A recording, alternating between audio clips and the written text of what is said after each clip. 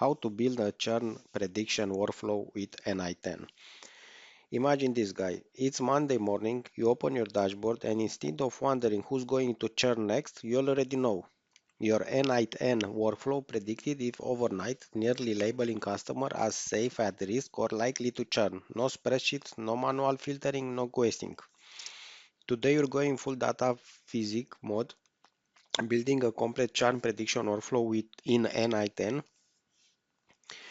that uses behavioral data, email engagement, and purchase frequency to detect red flags before your customer even think about leaving.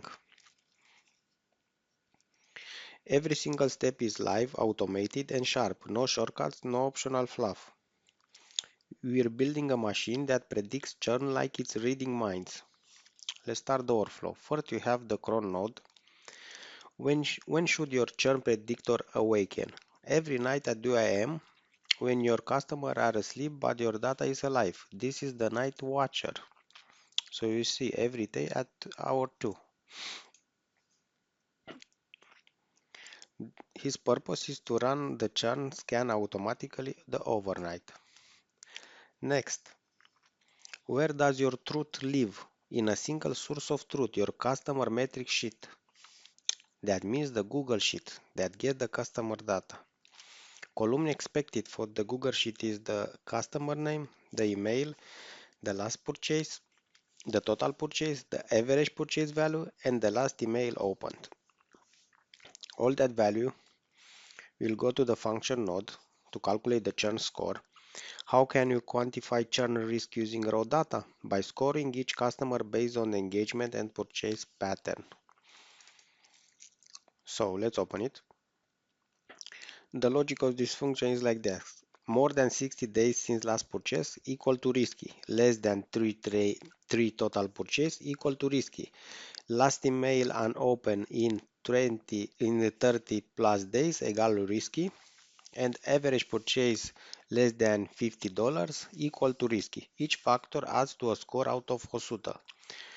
Out of 100, the higher, the riskier. So this is the function that makes all of it. After that, you have the if node. If at-risk customer will separate the at-risk from the safe. Who needs your attention right now? Answer the at-risk and likely to churn customer.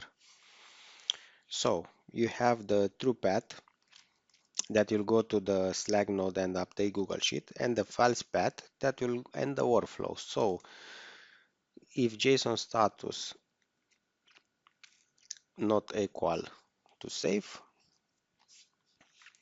this will go to the true path. After that, you have the Slack node, the wake up the retention team. How should the team be alerted before it's too late? A Slack ping with full context. So you have the operation post message, and the message will be churn alert detected, customer JSON customer name, email JSON email, risk level JSON status, churn score JSON churn score, and the message time to act before the sleep away, and the credential your Slack token. And the last node, the Google Sheet.